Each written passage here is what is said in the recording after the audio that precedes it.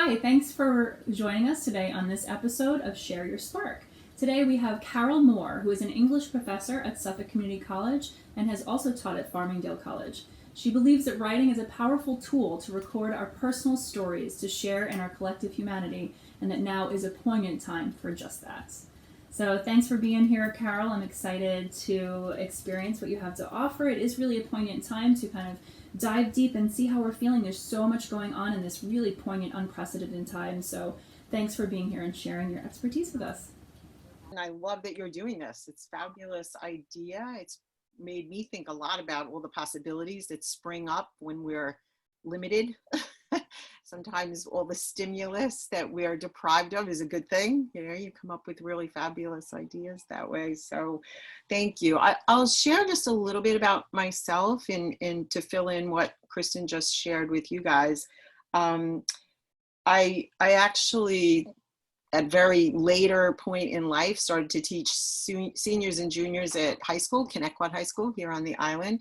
So I was a teacher at the Connecticut district for about 6 or 7 years. It just wasn't my thing in high school. And I think part of it was because I had started to teach at Suffolk prior to getting that job.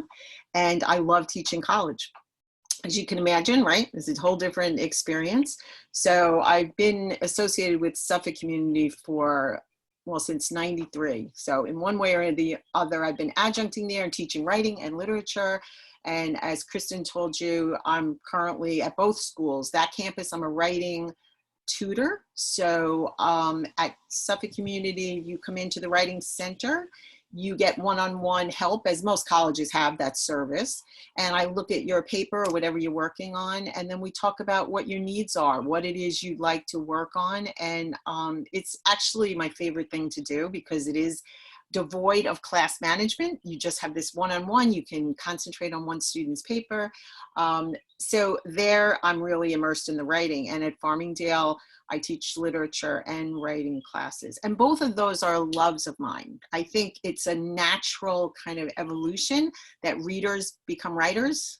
In addition to being readers as they get older, you know, young kids, and I was one who read a tremendous amount.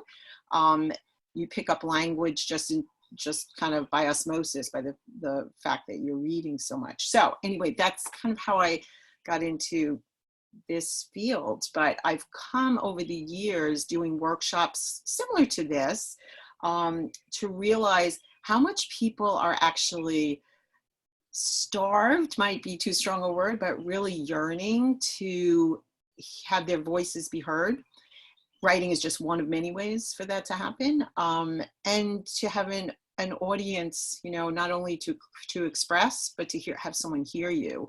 So I wanted to today, Kristen, I don't know if you had any kind of thing you wanted to add or ask me, or okay, so I'm going to just keep going. I had a few questions for you guys, but before I do that, I'm just going to give you this brief overview of some notes that I made trying to think for today about what it is we could do with this hour and a half, which is limited. I mean, I can obviously, you know, this is something for centuries it's been taught, writing and the art of it. So to narrow it down for pretty much, I'm assuming, the layperson, which I am as well, I would say that writing is overall, in the big picture, an attempt to make sense of the world, what your impression of it is, and to share that. So it's twofold: to make sense of the world, to discover what your thoughts are, and then to share that and have an audience such that you have this interaction between your thoughts, your being, and what other people's reaction to it is and what their thoughts are on it. So it's a kind of synchronicity. You're making something, and this is true for all artists, right? Not just writers, of course, but anybody who's creating. So I'm gonna look today at writing as something you may have heard of before, a process. They call it the writing process. And don't think for a minute that anybody sticks to this. I don't, but conceivably, philosophically speaking, this is what the writing process is. So there would be pre-writing, which we're going to do a little bit of today. So pre-writing, before you actually start the second phase of a writing process, you would begin to generate ideas, right? So In this stage, you're thinking of writing as, and I wanted to really focus on this with you, as thinking. So when you write something, even if it's a journal or a diary, you're looking at what you wrote. I've done this 10 years later and been aghast because I'm like, what was I thinking when I wrote that? And I'm sure we've all had this experience. So it's a kind of metacognitive experience where you're almost stepping outside yourself in a way you can't do when you hold thoughts only in your head, and you're looking at them on paper and you're saying, to the extent to which you're a prolific writer, if you write a lot, you're going to see a lot of those crazy thoughts on paper, but you will begin to see, oh, this is what I think. This is how I feel about that, in a way that can't happen unless you're either having a conversation, which is why we like conversations, right? Because we get to hear ourselves talk, or if you're writing, you also get to see what you're thinking. So pre-writing is that stage in which you're just starting to sort out the thousands of ideas that are in someone's head at any given moment. And obviously that's an exaggeration, but I think I've come close to thousands in a moment, because you've got this wash, this tsunami of feelings and thoughts. And, it's a wonder we make any decisions in life, because we've got all that to sort out. So writing kind of helps us to do that. Helene mentioned earlier before we started that, if that's okay to share that, Helene, that she's going to be looking at writing a eulogy. And that's a very daunting task, because when you love someone, you want to say the perfect thing. You want to express just what captures the person and your feelings about them. But if you stick with this idea that we're bombarded with thoughts, and so one of the challenges, whether you're writing a eulogy or a memoir or just recounting an experience, you're challenged by focus, immersion, narrowing, limiting. And that's hard to do, but it's what we're going to work on just a little bit today as we, get closer to the middle of our time together. So the second phase of the writing process would be drafting and editing. I've got some thoughts down on paper. Maybe I've done a brainstorm, a free write. There are many ways to get the pre-writing stage out, put your thoughts on paper. After that, you begin to shape meaning. What's the meaning of this, right? What I'm writing about. So in that category, we have a couple of little phrases. Well, one in particular I'm going to mention to you today. Has anybody ever heard of show versus tell in writing? If you've taken any writing courses, that's one of the primary things a teacher will usually point out. And in fact, it's one of the things that professional writers are always looking at, show versus tell. So that phrase must resonate with you guys in terms of your life in some way. Show and tell. What is show and tell? What is that in your life, that phrase? Anybody remember that from when you were little, show and tell? Maybe you'd like to share? Raise your hand if you want to. If anybody wants to share. Okay, Margaret is raising her hand. No. Oh, no. Sorry. Robin? Go ahead, Robin.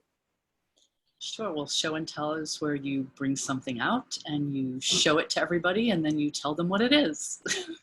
Exactly. And which generally, Robin, do you think is the more attention grabber for the kids in the class, the show part or the tell part? Most likely the show part. Most likely. And so it is with writing as well. But it's also the more challenging part of writing for writers. So when I get students in the class, what they struggle with is the show part. They're always wanting to tell me that their brother is a jerk. But when I go, okay, show me that your brother's a jerk, they're kind of like, well, what do you mean? How am I going to show you? I'd rather just tell you what all the traits are that I identify. So what basically the skill is, if you're going to apply this concept of show versus tell, is instead of telling me that your brother is a jerk, you find anecdotes, examples, little experiences, memories that in fact make the case for you. So telling the audience isn't nearly as long, right? You're not going to even have much to write about. It's not as interesting. It's not going to grab the attention of the reader. And if you think of yourself as a reader, where are the parts, well, think of a film for the moment, right? You go to a film, where are you most captured? The moments that are most cinematic, that have the most action, that's where you're going to be drawn in. And so as a writer, and this is true for any kind of writing other than business writing, pretty much, what you want to do is try to think about how you could make your case for what you're trying to say using sensory images, examples, experiences, anecdotes, etc. Does that make sense to everybody? Okay. And the reason it's harder is because you have to have evidence. So it's so much easier if I just say, my parents are just, absolutely crazy. They're so strict. They're ridiculous. This is the kind of stuff I hear sometimes, right? Or they'll write a whole paper just going on and on about that. I'm like, okay, I'm only going to buy into that if you can prove that to me with some evidence. And that's the show part. So when you're in the second stage of writing, you're beginning to want to substantiate your meaning, whatever it is your meaning is. So let me just recap for a second that at this point in the writing process, you've already decided on some kind of experience, some kind of memory. Let's say you're writing a memoir and you're in chapter 13 and you really want to capture, your prom, your high school prom. So that's a big, big topic. It could go on, the whole buy the dress and the day of, and then the heartache after, or whatever that's comprised of. But if you were to force yourself, to discipline yourself, to zero in on a moment at the prom that for some reason, and you don't even know why, resonates with you 20, 30, 40 years later, that's a great place to start. That's a great place. And we're going to do a little bit of that in this exercise.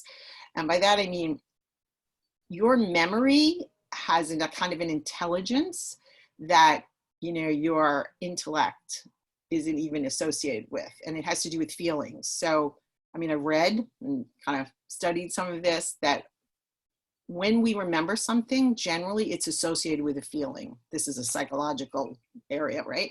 But it's not so much that we remember, particularly in our personal lives. I don't know that that's so true if you're reading a textbook for a course, but if you associate a feeling strongly enough, whether it be joy or sadness or whatever, it's probably some part of that's going to be imprinted in your memory.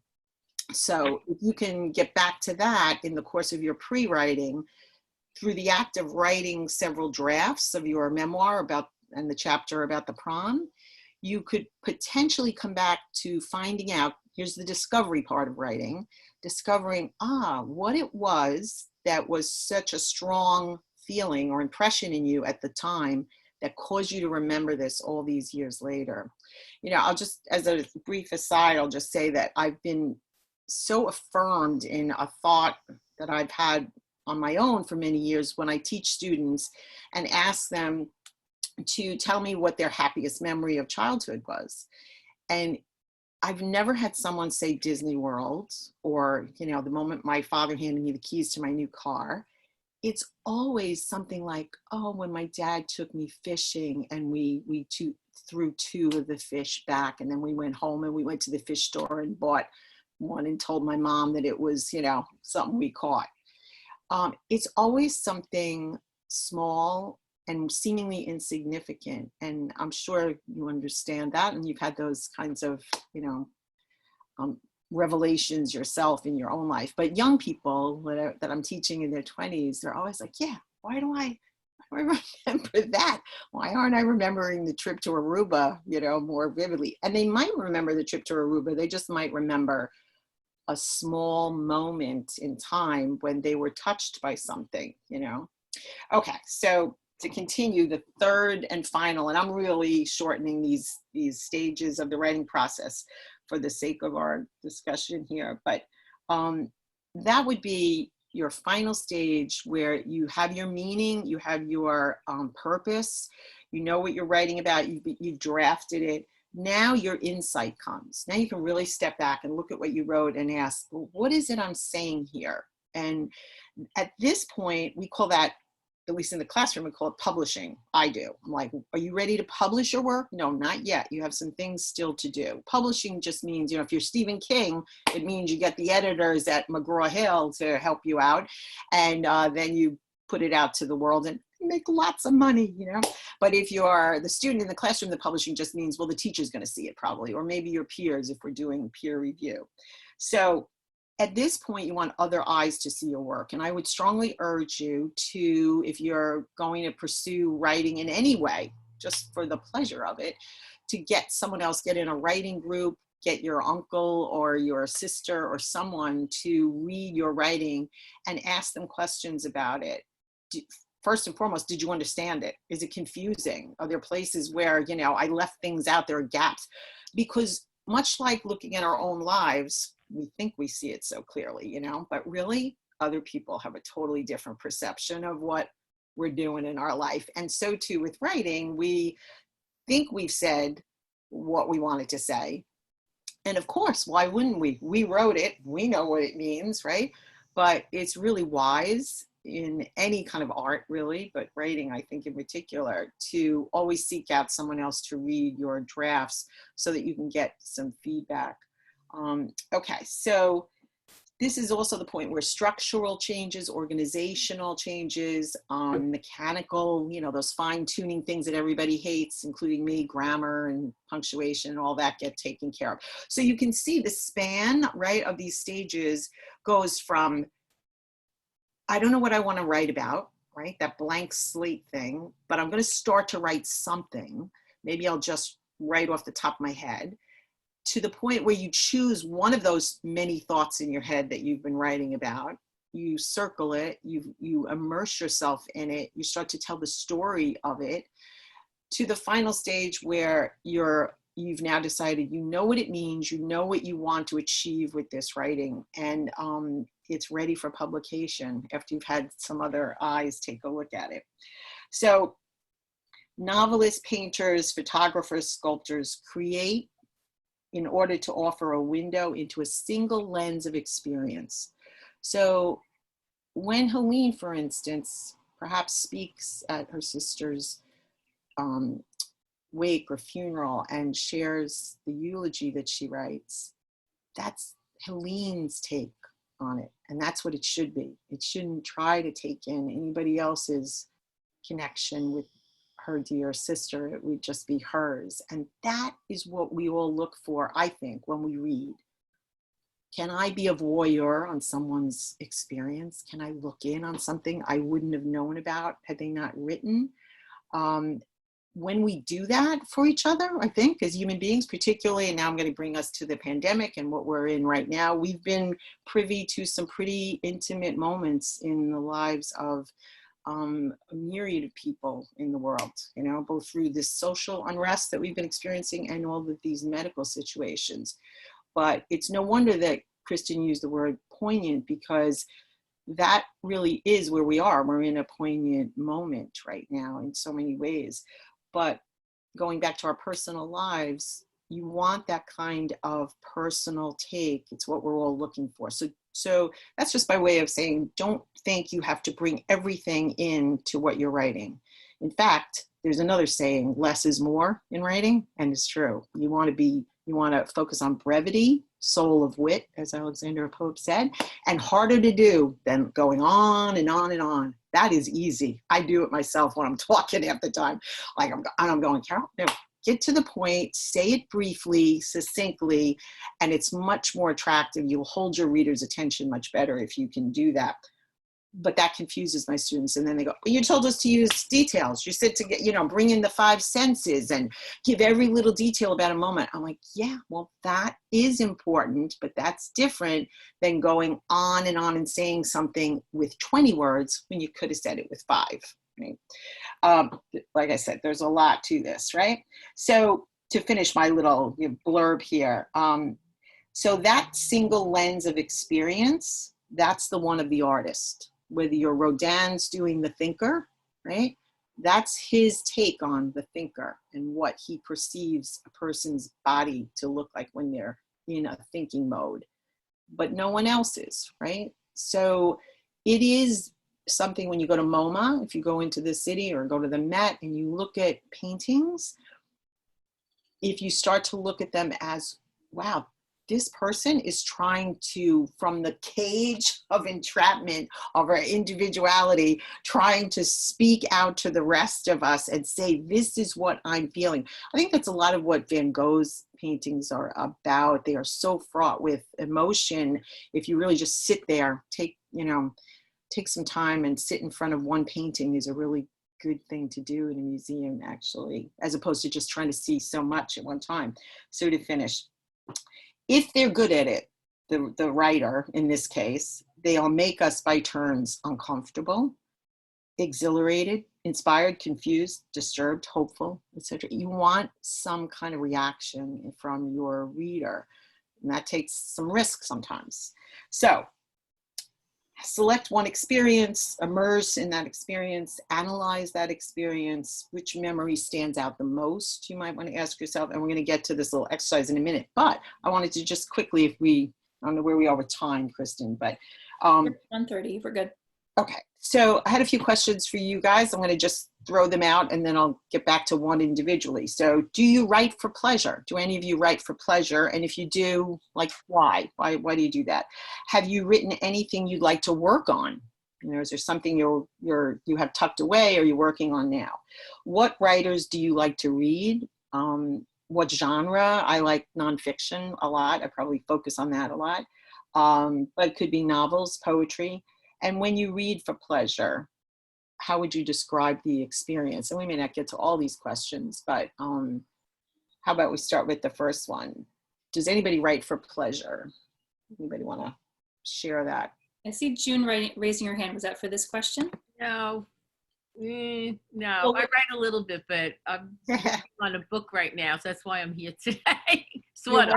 Oh, okay. Can you tell us what book you're working? I mean, the nature of it, Yeah, it's a memoir about my childhood, and I think I have my audience, I think, like teenager, and it's about belonging and not being bullied, but being left out.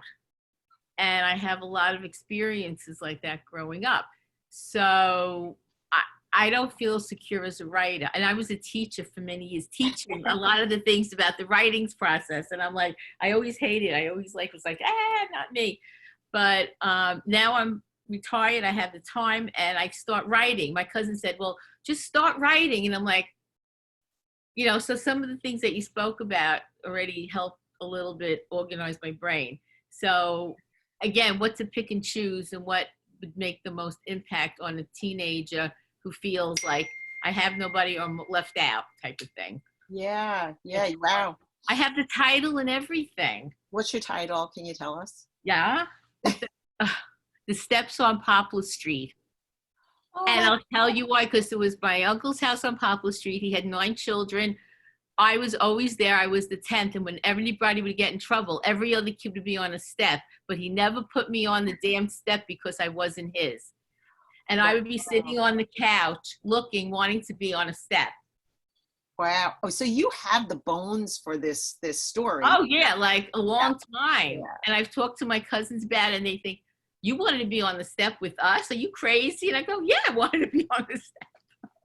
Well, what we know when we get older about our experiences is often very different than what we. So that I'm kind of stuck of like how to start. Like, what do you start like now, or do I start from an experience when I was a kid? If it's a kid audience, they're not going to be interested in me as an old lady. I guess they're going to be more interested in that kid. You bring up a good point. If you're writing something like this, like a memoir, there's always the vantage point of the narrator to consider. So will your vantage point be that of a 50-year-old woman looking back? You could write it in the voice of you at the moment. That's a possibility too. And use verbs that are in the present tense. So it depends on what kind of effect you want to have. I mean, if you write it from the perspective of a grown woman, you've got more of a, wisdom inspired kind of a text going on then. And also one that is going to resonate with the reader very differently, because it's going to be something that has an adult feel rather than, being in the moment as the child. Although both could work for any audience, And then you think that you want to write this for young preteens or you want to write it for adults, or yeah. I don't know, but it just gave me another thought. Maybe it's better for adults and how they treat their kids. I don't know. I have to think on it. So. Yeah, and these are things that are good to think about. I see somebody's hands up. So, but June, that was awesome. I'm glad you're writing something like that ambitious. That's wonderful. That's Okay, great. thank you. We'll see. Thank you, Jude. I saw Margaret raising your hand. Go ahead, Margaret. Yes, I had a question regarding to what June and Carol were talking about. I just had a thought. I'm not a writer. I don't enjoy writing. I journal because I know it's writing. That's writing. Yeah, I know. I know what you mean. It's not the same, but it's writing. Like dragging the elephant through the house. Come on, you're gonna write in that journal today if it kills you. But I was thinking about June's book, and you were talking about perspective of a mature woman versus from when she was that child, etc. And somehow they do it on TV a lot. I'm not a big reader either. I went through so much schooling, I think I burnt myself out. But what if, could you as a writer, or is that, how they go to the past and then back to the future and then back to the past and then maybe somewhere in between the present? Absolutely. You could do that in a book. Would that be like a kind of holding interest too? Because the reader is wondering, oh, where am I now? Is she 50? As a 50? Well, look at you. You're better at this than you think you are, Margaret. Or is she talking as the 14-year-old? Or, is she looking back as, when she first became adult, So you're talking about a technique that writers use all the time, which is flashbacks, basically. Thank you. Like a flashback. You could start with that. You could begin your first paragraph, and that's a whole other discussion to talk about lead sentences and lead paragraphs and how to grab the attention of the reader right from the get-go. But one of the ways is to do a flashback and then return to the present moment if you want, or do a series of flashbacks as the organizational structure for the book. Yeah, that's a good suggestion for June, I think. Yeah, possibility. Thank you. Welcome. Thank you, Margaret. Yeah, so I think some of these literary agents, or the literary modalities, or whatever the word is, or constructs, are things that we experience as stories unravel in movies and when we've read, and they kind of live in us. I think we know some of them, but it's good to have someone help us know, which construct we use for which goal. Exactly. Some lend themselves to certain types of writing better than others, so, but a memoir, certainly you could do a flashback that would work, but it's all individual. So you need somebody to look at it when you're in the drafting stage and kind of help you figure that out, unless you have a very set idea about how you want to approach this. So thank you for that. So have you written anything you'd like to work on? June told us that. Writers that you like to read, any particular area of reading? Anybody have that? There's a writer, her name is Rebecca Solnit. Does anybody know Rebecca Solnit? I recommend her only because I just think she's a fabulous writer. She's current, contemporary, and she wrote something called Lost. I'm pretty sure Lost is and I just love the idea. She's suggesting that to be lost, and maybe this dovetails nicely into writing, to be lost can yield us so much more than knowing exactly where we're going, and we're a little lost right now in the last several months. There's so much uncertainty. We don't know where we're going. And that can be very fertile ground for discovery about ourselves. I already know a dear friend who's pretty much decided, because this has slowed the pace of her life so much, the enforced incarceration we've been in, she won't probably go back to her job in the same way, because she doesn't want to go back to that pace anymore. So to get a taste of something different and then be able to make a choice because you had a sample of it is actually kind of something that's a luxury you might not have had otherwise, So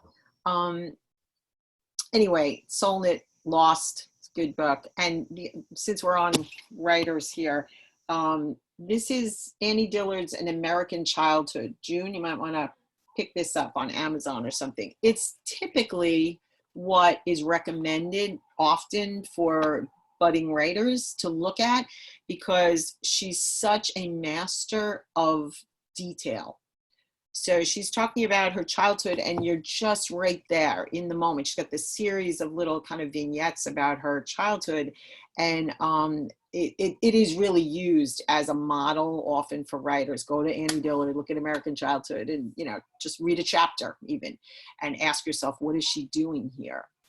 And that's a whole other discussion, to look at writers rather, and ask, what are they doing? And Margaret kind of was saying that to us about the flashbacks.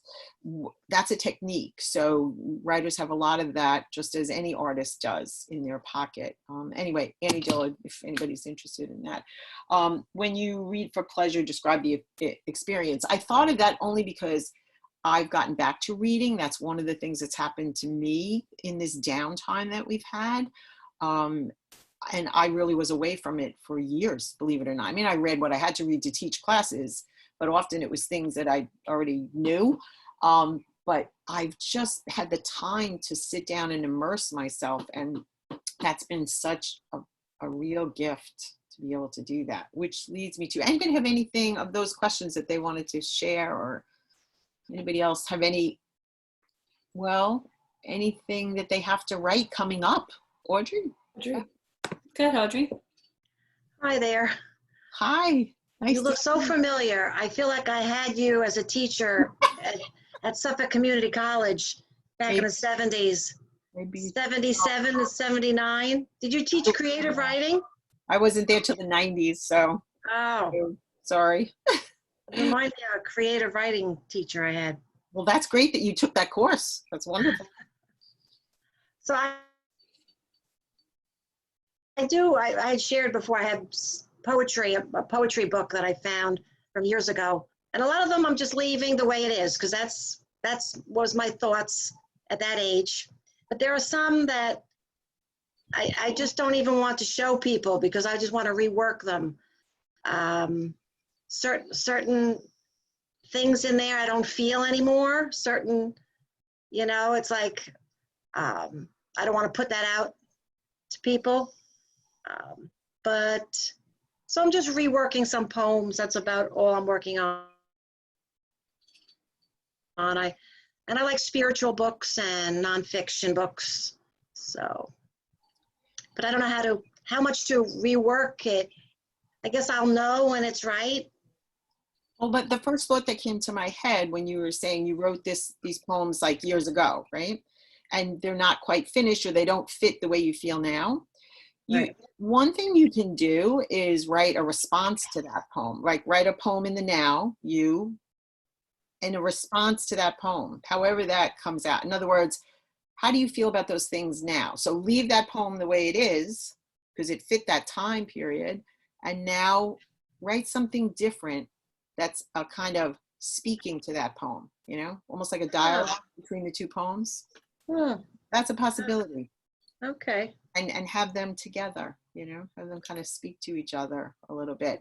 Like if you, for instance, if you have an image in the poem that you wrote years ago, and it's red shoes in the corner, let's say, this visual image, you might pick up on that, one or two of the images in the poem on this new poem, and speak to the red slippers in the corner that are there no more for some reason.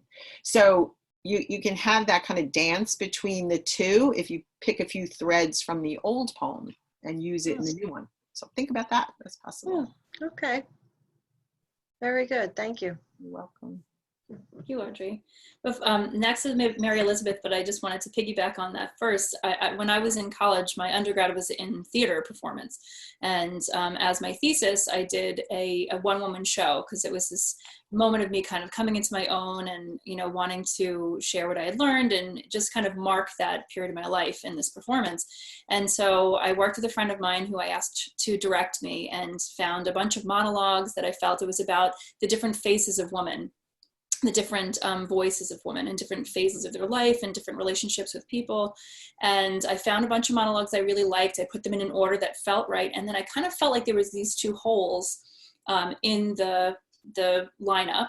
And so what I wound up doing was, it was a great kind of structure for me to insert myself in. So what I wound up doing was writing a piece about myself as a child, and then later, and put in this second hole was a couple monologues later, and then her as an older person looking back on exactly what you're talking about, like just commenting. So it's interesting to have those like 2 points of perception to bring consciousness to it in a way that's a little more in depth. Oh, absolutely. And in essence, you kind of make time collapse when you do that. You know, you've got this, the idea that there is no such thing as time. There's just this kind of like eternal moment. You bring that together when you merge young Kristen with the Kristen of now in a way that you did. That was an inspired idea. It was a great idea. I've also even thought about bringing that whole show. I don't know if it'll happen, because who knows with live theaters these days, but I've thought about doing something like a one-woman show again, reflecting back on, because I still do women's work and hold space for different, varying voices of women. So I've thought about revisiting it even from this perspective. And again, like you're saying, it's kind of time is a construct. So yeah. Well, the beauty of going back and looking at your prior writings and your prior self, whether it's in a poem or in a monologue, as you're talking about, is to see how non-linear we really are as human beings. I look, and what I'm most struck by in writings that I've done over the years, just private things for myself, is how, complicated, yes, but contradictory I am, and I've come to understand that I'm not so alone in that. What we show the public usually is the kind of linear self that fits an identity and a model, right? The one we've perpetrated over the years. But really inside, we're this tumult of like contradictions. And a writer or an artist who can get that out in whatever form is just kind of like, masterful. It's not easy. It's not easy to do. But I would see that if you perform that. I would love to see something like that. That would be, to do it in a virtual way. yeah, exactly. Maybe you could do that. Okay, so did anybody else have something they wanted to say? If not, we'll go on to the Mary Elizabeth had a question or a contribution. Mary Elizabeth, hey. No, I just wanted to say to everybody that Carol actually has helped me. I had pre-corona was in the process of writing an article, and it was going to be called The Silver Bride, because obviously I went gray. And was planning on getting married this year, and it became very evident to me that there was no pictures in any of the bridal magazines of people with gray hair. But when I started to have a couple of ideas, Carol brainstormed with me, so she was great at that, and just drilled down was, what is it you really are trying to say?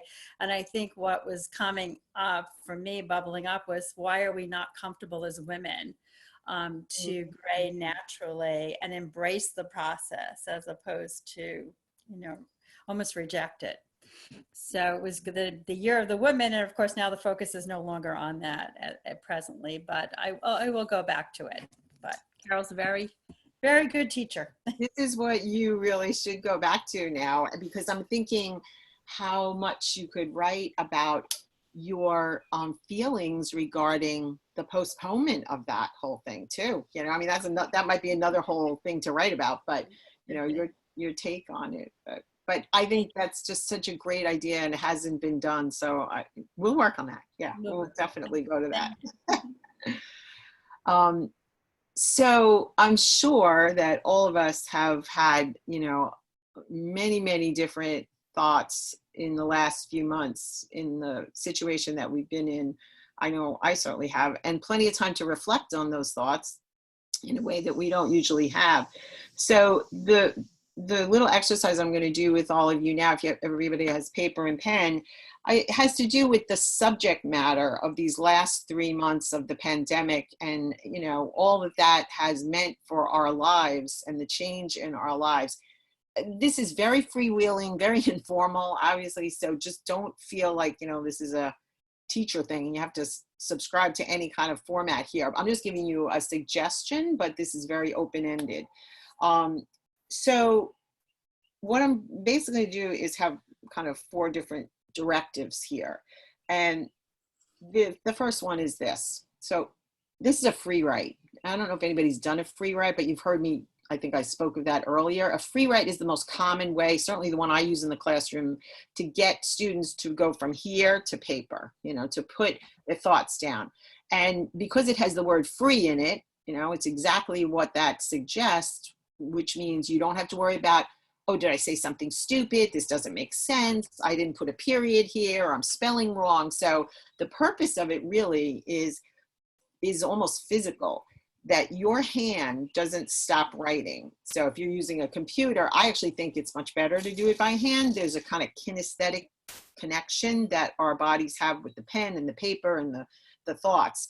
So what I say to students is it's a timed, focused free write. So meaning I give you a certain amount of time, and during that time, you don't stop writing. And focus means I give you a prompt. So I give you a suggestion for what to write about. If it was totally free write, it could be write for as long as you want, and you know, there's no prompt, just write whatever's in your head. So before we begin this, let me just say, in connection to that, that I will see students in the classroom sometimes staring out the window, because of course they don't know what else to write, right? And they're not used to writing. If they'd been doing this every day of their lives, they'd be just like wrote right away, but they're not used to it. So they think they have to have a special thing to say. So what I often said that got them to laugh was, okay, the point is, do not take the pen off the paper. So you can go, if your mind loses track, you can say, this class is so boring. The floor is really a disgusting color gray. I wish I knew what we were having for dinner tonight. The point is not to stop writing. That's actually more important than the subject you're writing about. Now, I do tell them, however, don't go on and on about those, you know, random things. Try to pull yourself back into the subject you're being asked to write about. So I would say that for you guys too. The point is to just write. So during the last few months of pandemic and all that that means, just kind of write down moments in time. Moments in time. That's a phrase from Virginia Woolf that she used, and I love it. She's talking about like our lives are made up of moments in time, even though we don't realize that. Moments in time that have stuck with you for some reason. The reason isn't important. You're just going to keep writing, don't stop. So what I would start with is a few different moments, and I'm going to give you the prompt, which is, I remember blah, blah, blah. I remember blah, blah, blah. So I might say, I remember I was at the writing center when the dean came in and said, we're closing down, go home.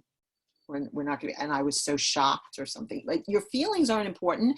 It's really just, what's the moment you remember? Maybe the next sentence I would write, oh, and I remember the day I saw my granddaughter the first time and I couldn't hug her and run up to her.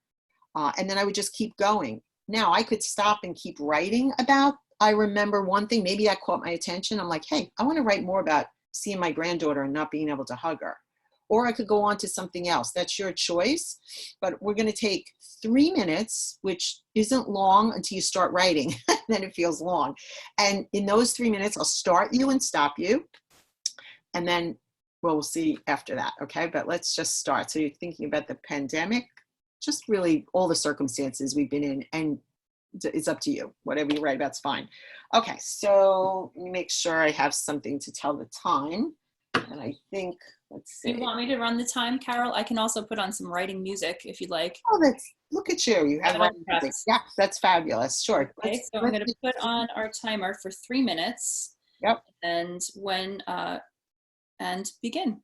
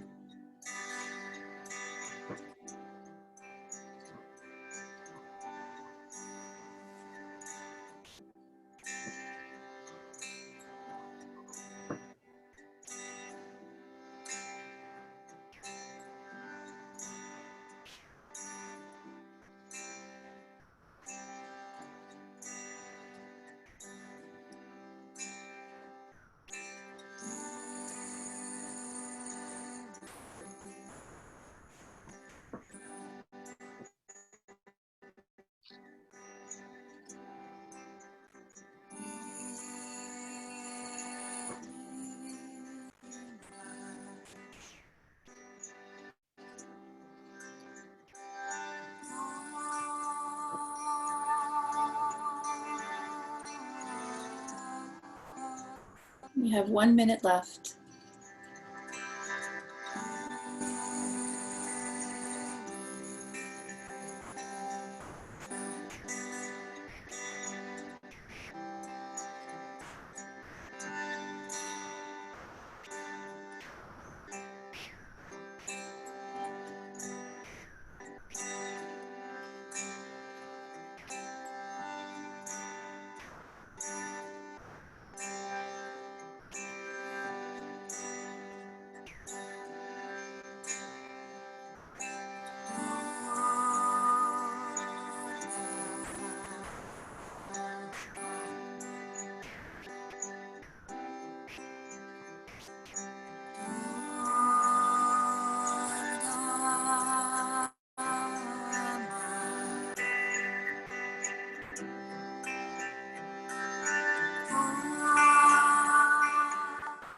And that's time. Okay.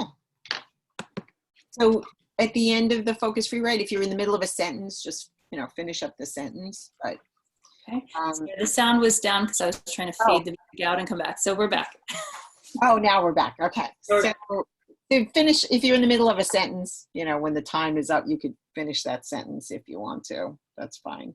Okay. So step 2. Read over what you wrote. I mean, you probably didn't get to write too much in that short a time, but that's okay. And then as you read over, I want you to choose one moment. Now, I wrote and I just talked about one moment, so that wouldn't be hard to choose because I just wrote about one. But if you wrote about more than one, then circle that. And now what I want you to do in the next free write is to just, without any telling, I want you to just show the story or the moment, okay? So going back to show and tell, you're just going to show the story. In other words, I walked into the room, I put my hands under the sink, and suds began to form from the bar of ivory in front of me. I was hoping I could stay there for 20 seconds as long as I was supposed to. So what's the movement? In other words, I see a bar of ivory soap, I see the faucet, water. You want the physical, tangible event, no opinion about it or insight or analysis, just what actually happened. So I'm going to have you do that just for 2 minutes, and then we're going to go to the significance of the moment. But first, just put down what actually happened that's in this moment you've circled, okay? So we can... Okay, getting, and 2 minutes. Yeah.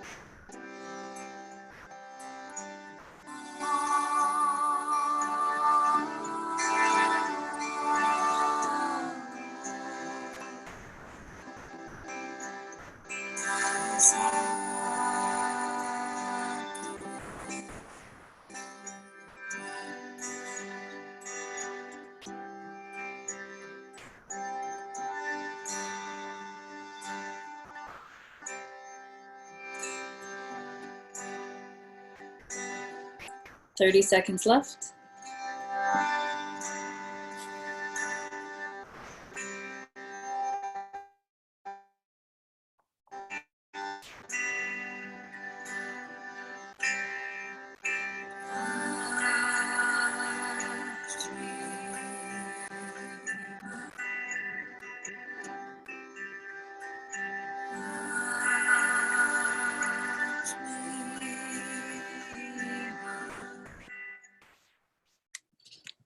And that's time.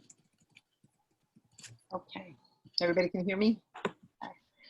So what I'm going to ask you to do now is to think about what the significance of this moment is, why the memory stuck with you.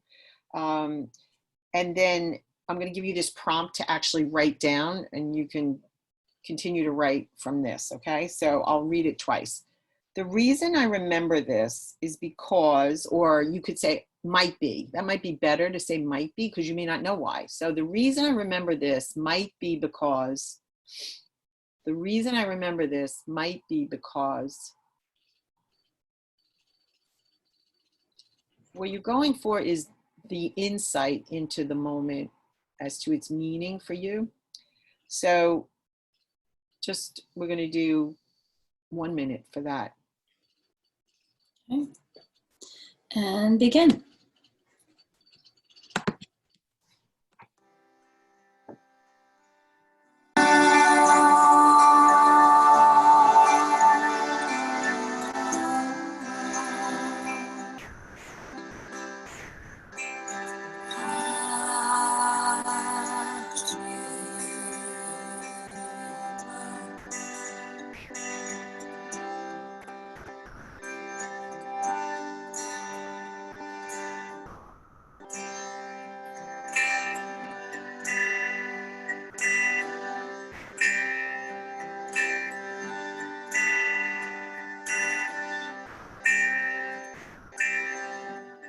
Fifteen seconds.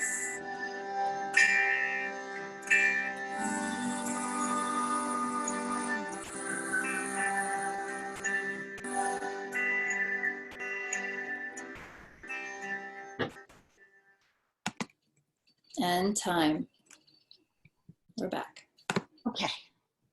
All right. So bringing it all around here. So the way we're going to bring this home is we're going to have one final exercise in free write. It's going to be longer. I think we'll go to like about 7 or 8 minutes. But then what I'm going to ask you to do is to kind of zero in on a certain part of what you're writing, and we'll, if we want, we can share some of that. So the last part of the exercise, so we'll make it 7 minutes. Okay, Kristen, is that good? Sure. Now you're going to show the story with that insight in mind. So to tell the story, you now have a purpose that has to do not with subject alone, but with theme. You know, if you're in a literature class, you'd be like, what's the theme of the story, right? So what's the meaning or the insight that you derive from this story, or that someone else reading it could derive? Only include sensory details that contribute to that intended insight. So in other words, you're going to manipulate your reader. So this is where the art part comes in, not just the regurgitating an event, right? Manipulate your reader such that they are led to have a certain feeling, draw a certain conclusion, or question something. Maybe you're making them wonder about something, or maybe you're making them see something in a different way, maybe an ordinary circumstance in a different way. So this is the meaning of your piece. Although in the end, it is out of your hands. The reader always is free to derive whatever interpretation they will from your art. It's a baby you birth in the world, and you let it go out into the world. You do what you can, and then you got to let it go, right? And that's what our writing is. But your intention is where your art comes in, and your crafting of your language, such that you sneakily, cleverly, as a writer, want to sway your reader in a certain direction. So let's say, for instance, I want to make you laugh. I'm probably going to be looking for wryly, sardonic, humorous little aspects to this event, right? If I want to make you feel uncomfortable, I might put in aspects of the details that will do that, that will engender that feeling.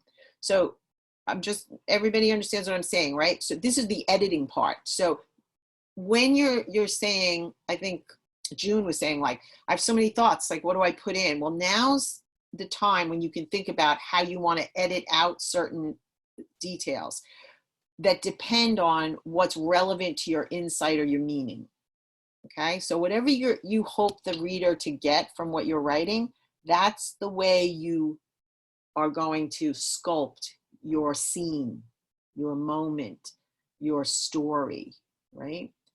I mean, it's what directors do all the time. They take a book, they put it on film, let's say. What does the screenwriter do? They're like, well, we're going to take the core of this story, but we want the person in the seats in the movie theater to feel a certain way and to get a certain impression. So they play with those details. So when I say sensory details, we all know that's imagery, right? Like our five senses. So help the reader to see something, smell something, hear something, touch, taste, etc. Right? Okay, so we shall do our 7 minutes, and you're gonna make believe, because we can't really do this in this short of time, but make believe you're actually crafting this little moment in time that you've started to write about, and with the intent to get this insight or this meaning across to a reader. But you're going to show it. You're not going to hit them over the head and tell them what the insight is. You're going to try to embody it in the details. Okay, go. Okay. All right, let me get the timer. So you want to do 7 minutes, or do you want to do maybe 5 so we have more time for sharing? Or what time is it? Oh yeah, I didn't realize it's that late. Yep, Yeah. So 5 minutes is easy topic. So 5 minutes and begin. Go.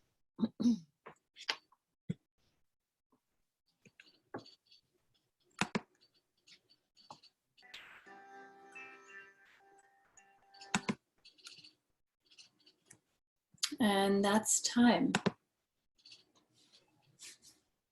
Everybody a second to just read over what they wrote, and if you would just zero in on one sentence, I'll read mine, and then zero in on one sentence. And what one sentence? The one you like, one that you're drawn to for some reason. Just like it. So I circled this sentence. I was picking up on what I mentioned earlier about my memories in the pandemic and our isolation. So Veronica walked onto the grass, her long brown hair bouncing in sync with her steps that moved quickly toward me before she saw me step backward. And that would be the sentence I might even use to start the piece. I might even start with that, and then do the flashback thing. Kristen, I see you alter. You just, it was that kind of moment. I immediately regretted it, although it was such a dilemma of health versus this bond, So, yeah. I can relate to what you're saying, because I had a socially distanced visit with my niece, who is going to be 3 this month, and walking in the forest, walking in trails with my brother with her, so her mother could get work done at home. And she, toddling along, and it's just so natural to grab the hand of a child. And there were so many times that impulse happened, and I had to stop myself. And it's yeah, I felt that. Yeah, it was a tough moment. But anyway, that's what I might, work on if I was going to bring this further. So I would love to hear what you guys wrote. Anything that you want to share? Raise your hand if you want to share. Okay, Audrey, I'm going to unmute you. Okay, I can't unmute you so that, oh, there we go. Okay. Go ahead, Audrey. Mine was similar, not being able to hold my granddaughter. So we met at the beach. I could hear the seagulls overhead and feel the beautiful sea breeze on my face as we all gathered on the beach, where we hoped the sea air would blow away the virus and we could dream of hugging each other again. Nice. Really nice. Very similar. Yeah. We might see a pattern here. Thank you, Audrey. Thanks for sharing that. Anybody else? Yeah. June. I'll try. This is hard for me, but okay. That's why I don't write. The radio was on in the car. My redheaded friend and I were having fun and planning our events for the weekend. We hear the announcers talk about the shutdown. We look at each other and fearfully ask, what does that mean? Okay, so you gave me a thought. That's great. if you want to bring even more detail, substitute the actual words of the broadcaster for telling me about the broadcaster. In other words, you might say, we heard these words, and then put quotation marks. And that's a good thing to consider as you write your piece, over time, is where you can put dialogue in. That brings it even more to the moment for the reader. But Thank you. okay, great. That's great. That was a good pick. Yeah. Who else? Who else wants to share? Anyone? I can share a sentence. Yeah. It brought me to a moment. I'll just read it. I felt grounded and calm in this new place amongst the fragrant roses and honeysuckle, and thought to myself, this is it, what I've been waiting for so long. Okay, so what you just read is such a great example of kind of like a teaser that you could use for the first sentence of an essay on wherever you're going with that. But it immediately, I'm sure everyone who heard that was thinking, what is it you were waiting for so long? You have to read the next sentence after that, right? So that's another technique that writers use, is they want to use some fashion of writing, in the very beginning, first few sentences, to make the reader want to read more. So you did it right there. That's great. Thank you. That's great. Yeah. Where would you take that if you were to continue to write it? Do you have any idea where you might take this little piece? Well, it was sparked from a moment just a couple days ago. In the beginning, I didn't go directly to a moment in the beginning. I went to a moment here, because I could see this being like if I were to write the memoir of my, my quarantine diaries, like this is later in the diaries where I have, dug my garden. I'm sitting in the garden, doing my work online and having a moment in the schedule that I fashioned in this new way, and having a moment just sitting in this gorgeous backyard that, some of it was here, some of it I've cultivated, and just taking a moment to just breathe and ground myself. What I've been waiting for so long is an excuse to ground and be still. And just to tune into the magic of nature again, and the magic of what could be in this moment, because I feel like we're so go, go, go, do, that we're missing now. So that's what I've been waiting for, is to arrive now.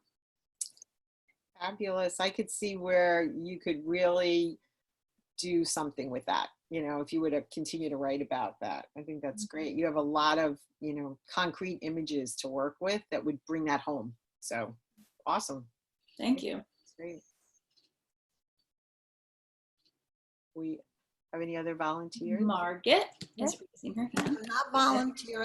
I'm not volunteering to read my work because I can't find a single sentence. Oh, okay. Actually, the sentence that struck me the most was in the very first exercise. Oh, go read us that. You could read us that. Well, if you want. Don't do it if you don't want. Yeah, you know what? There were so many things I wanted to write about.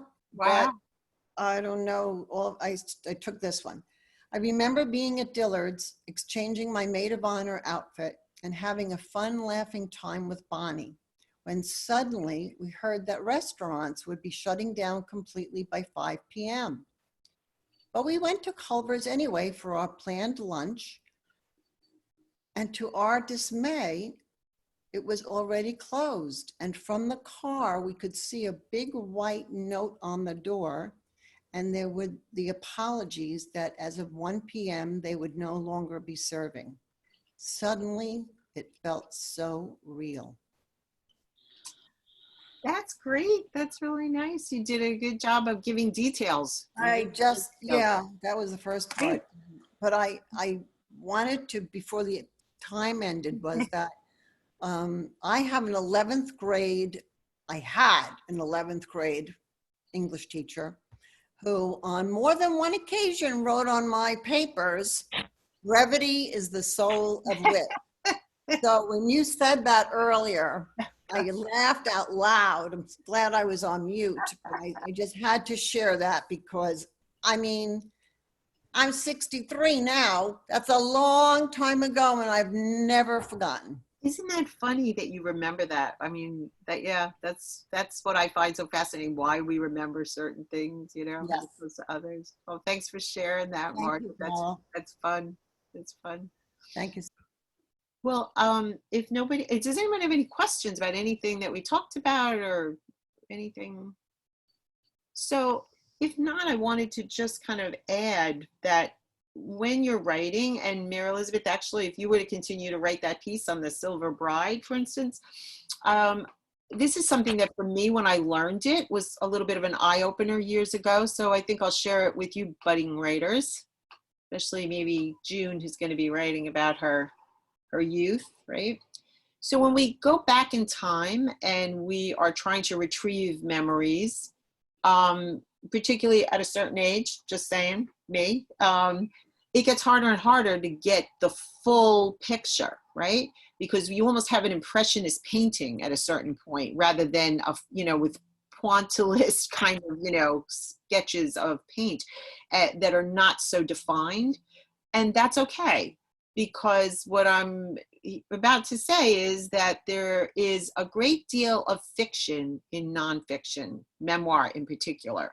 So if I, for instance, want to depict a scene where I remember vividly from 40 years ago of my parents sitting at the kitchen table, and I overhear them talking about how they're going to get a divorce, I may not remember, although for the sake of art, I want to add what color the tablecloth was, what design was on the chair, the sound of their voice. Every single exact word in the dialogue, I likely do not remember. It's going to come from, the bowels of my memory as best I can. So what I'm saying is, when you write about the past, give yourself license to have the core seed truth there and work from that. But for the sake of the art, it's okay. And it's actually what you have to do is you have to fill in some of those missing details to make a story, right? So if the insight and the meaning are there, then it's just part of the art to add some of the details you don't exactly remember. And I would add, if you do remember a specific line of dialogue and you don't like it because it doesn't serve your story, you even have permission to tweak that a little bit too.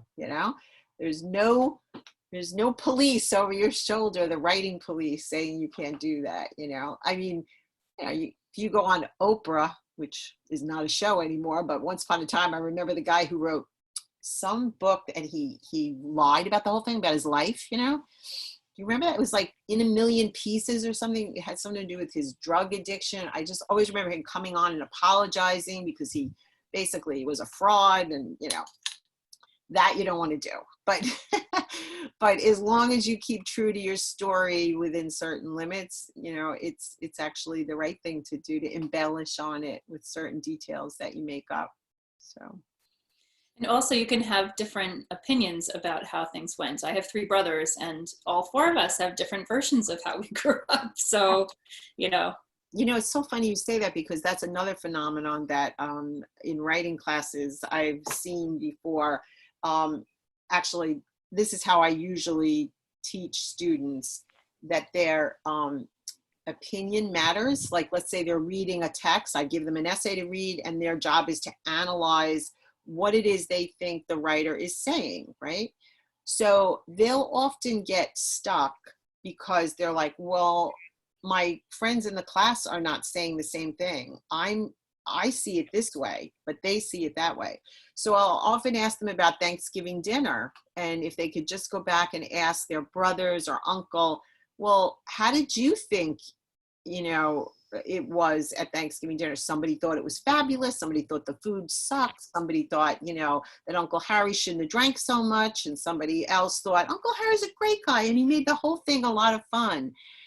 Our perceptions of the same exact experience are what make us so fun as human beings, I think. And it can get us into trouble too. If you're on 2 different political sides, sometimes it's not so good. But overall, when you write, those differences in perspective are what the really masterful writers play with a lot. Because if I have character A, character B, character C in a story, one of the ways that I engross the reader is I make it clear the character A, B, and C are in the same moment at the same time at the same table, and you can see from their dialogue that the writer writes that they're not having the same experience. They're coming from different places. It's a close as you're going to get to playing God when you're an artist. You can just make something out of nothing because you want it to be like that, and poof, you know, it's there, whether it's a painting or a novel or your memoir, you know, whatever. I also find in creative endeavors, I know when I went to school for theater, I was a very, very shy child, and somehow I got kicked on stage, and that kind of helped me to be in myself in a certain way that I never had experienced before. And so, you know, trying different things on and finding a platform to have a voice when you don't feel like you have one, writing is a great tool for that. And for, you know, just to talk about some of the volatile stuff that's going on right now, people who don't feel like their voice matters, or they have something they want to say but they're not sure, like you're saying with your students, if it's something different than what everyone else is saying, oh, maybe I shouldn't say it. Like you're saying, all voices matter, and it's important for people to know that, you know, what you have to say is important, even if it's different than what anyone else thinks. You know, that's a really good point. And by the way, when you mentioned dance as a form of expression, that's not one of the forms of art that I mentioned when I was giving off my, you know, litany of different art forms, but it is one of my favorites actually, is dance, and a kind of expressive dance, you know, like Alvin Ailey or any of the Martha Graham, you know. And the first time I ever watched any of those performances, I'm like, what the heck is that? You know, like modern dance especially is very interpretive. And that's a forum too, where people through the body get to express some kind of inner experience, and not to be excluded. So I wanted to make sure that I said that. But talking about students, as you just did, and their different experiences, and, you know, my voice matters, and it's okay to not have all your information before you make a statement, you know. I remember many years ago, somewhere along the line, the Kennedys, remember them? Somebody in the family said, we always had dinner together. Well, that's kind of like gone these days, but people used to do that. But moreover, the father, who was very dictatorial, Joe Kennedy, used to make all the kids, and there were a lot of them, make them talk about the day's events, have an insight about it, have a question to put to the others at the table. And I never forgot it because I didn't grow up like that. And I thought, well, that's pretty cool. I wish I had had that. But B, because I realized the students sitting in front of me, almost to a man or a woman, have not had the experience of discourse, not with a machine or a phone, but with several people in a room who are interested in what you have to say. That is such a sad loss, I think, because they don't know how to give their opinion for the most part. Now, I'm not teaching at Princeton, so there's a good chance if I were to be at Yale, I'd see students who've maybe had that experience. But the demographic that I've been teaching, one of the jobs in a classroom is to get them to see how valuable their contribution is, and that it matters, and that they can make it stronger if they want to. But even in the moment, it's worth hearing, you know, so. So practice your writing, everybody. Yes. Find a way to express your opinions and how you're perceiving this moment, what your experience is of this moment, so we can really paint the tapestry of this time. It's really important to capture. So thank you so much, Carol, for sharing your wisdom and guidance. Thank you, everyone, for coming and sharing. Thank you, guys. Thank you very much, Carol. It was wonderful. Really. So I'm just going to slate for the camera. So thank you for joining us this week on this episode of Share Your Spark with Carol Moore, who is an English professor at Suffolk Community College and Farmingdale College. She's also a tutor. So if you're looking for help in getting those words out or being in that process, she is available. At the end of this video, there will be her email address and her phone number to get in touch with her. So thanks again for watching, and we'll see you next time.